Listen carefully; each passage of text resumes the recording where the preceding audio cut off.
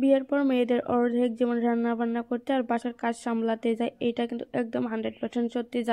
যে আপুদের বিয়ে হয়েছে নিশ্চয়ই তারা বলতে পারবেন, আর যাদের বিয়ে হয় না তারা কিন্তু একদম বুঝবেন না যে বিয়ে কত মজা। ভাই সিঙ্গেল আছেন অনেক ভালো আছেন, বিয়ের পরে কিছু না করলে রান্না বান্না করতেই হবে, আর বাসার কাজ তো আছেই। সো ওই দিন সন্ধ্যাবেলা ব্রয়লারের গোস্ত নিয়ে আসছিল, ওগুলো রান্না করবো। আমি ওগুলো কুটে নিয়েছি, তারপরে এখানে চা রান্না করতেছি, লাল চা।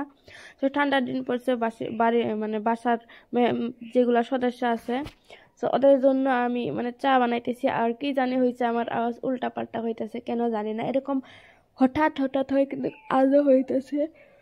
আর আমি ঘুম থেকে উঠে একটু কাজ করে আওয়াজ দিতেছি, কারণ ভিডিও এডিট করা নাই যার জন্য। আর এইখান থেকে আমি রান্নাঘর থেকে স্ট্যান্ডটা আর এই ট্রাইপডটা আর এই যে ব্লেন্ড করে নিয়ে নিলাম এইগুলা। আর এইখানে গরম পানি দিয়ে এইভাবে সিদ্ধ করে রান্না করতেছি। আর আপনারা একদিন গরম পানির মধ্যে এইভাবে সিদ্ধ করে রান্না করবেন, তারপরে খাওয়া দেখবেন কেমন হয়েছে, কমেন্টে জানাবেন। কিন্তু ওইভাবে রান্না করে খাইলে কি হয়, গোস্তগুলো একদম শক্ত হয়ে যায়, কিন্তু আমার কাছে একদম ভালো লাগে না, কারণ যেগুলো প্রোটিন থাকে সবকিছু বেরিয়ে আসে, যার জন্য খাইতে ভালো লাগে না, কিন্তু গোস্তগুলো শক্ত হয়। তারপরে এইভাবে খাইতে চাইছে, তাই জন্য আমি ওইভাবে রান্না করতেছি। এখানে সবকিছু দিয়ে মেরিনেট করে নিতেছি, আর ওই কড়াইটাতে তেল দিয়ে দিয়েছি। আর এই যে সিদ্ধ করে নিলে মেরিনেটও ভালোভাবে হইতে চায় না, দেখছেন কত শক্ত হয়েছে। যার জন্য আপনাদের বলছি একদিন এইভাবে ট্রাই করে খেয়ে দেখবেন, যদি খান নাই। আর যদি খেয়ে থাকেন অবশ্যই কমেন্টে জানাবেন কেমন। আমার কাছে ভালো লাগে না, আমার কাছে সিদ্ধ না করে রান্না করা অনেক বেস্ট, কারণ সিদ্ধ করলে তো বললাম প্রোটিন সব কিছু বেরিয়ে যায়। আর এইখানে আমি তেলের মধ্যে গোস্তগুলো দিয়ে দিলাম, কেন জানি আন্দার মন্দার হয়ে গেছে, ক্যামেরাটার একটু সমস্যা হয়েছিল মেবি। আর এইখানে এখন আমি একটু লেড়ে চেড়ে নেবো, স্ট্যান্ডটার মধ্যে ফোনটা রেখে দিছি, মানে কি এই ট্রাইপডটা এরকম বড় না, যার জন্য মানে সমস্যা হয়। আর এই যে আমার ঘুম ধরতেছে কেন জানি না, উঠে বাসার কাজ করছি তারপরেও কেন এরকম হইতেছে, আমার এরকম হয় মাঝে মাঝে। তারপরে ভালোভাবে লেড়ে চেড়ে নিতেছি। আর আমার কাছে এইখানে যদি 2টা আলু তারপরে 2টা টমেটো এগুলা দিতাম, তাহলে কিন্তু গ্রেভিটা অনেক সুন্দর হইতো। যেহেতু এগুলাই নিয়ে আসছে, এগুলাই রান্না করব, ওগুলা নিয়ে আসে নাই।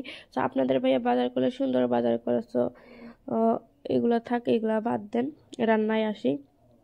সো এই যে আমার রান্না একদম মানে লেড়ে চেড়ে নিচ্ছি। আর কি হয়েছে, এই যে ট্রাইপডটা আমি রাখতেছিলাম যে কোথায় রাখলে পারফেক্ট হয়, তারপরে এখানে রেখে দিছি। এখন দিয়ে দিলাম মরিচের গুঁড়া, তারপরে ধনিয়া গুঁড়া। আর এইগুলা কিন্তু মেরিনেটের মধ্যে দিতে হয়, আমি মরিচের গুঁড়া মেরিনেটের মধ্যে দিই না, কারণ হাত প্রচুর জ্বালা করে।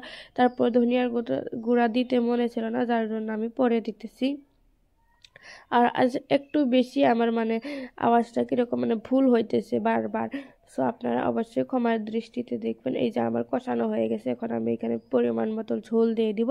আর এই যে দিয়ে ধোয়ার জন্য গরম পানি দিয়ে ধুইছি, যার জন্য এই দেখুন একদম মানে কোনো গ্রেভি কিচ্ছু ওঠে নাই, জাস্ট চিকেনটুকু কষানো হয়ে গেছে, শক্ত হয়েছে এইটাই, কোনো গ্রেভি নাই, মশলাগুলো মানে ভাজা হয়ে গেছে এইটুকু। আর যদি দিতাম তাহলে কিন্তু সুন্দর হইতো, গ্রেভি একটু একটু থাকতো। তারপরে এই যে পানি দিয়ে দিলাম পরিমাণ মতো, এখন ঢাকনা দিয়ে ঢেকে দেবো, মিক্স করে নেবো সব কিছু কিন্তু সুন্দরভাবে।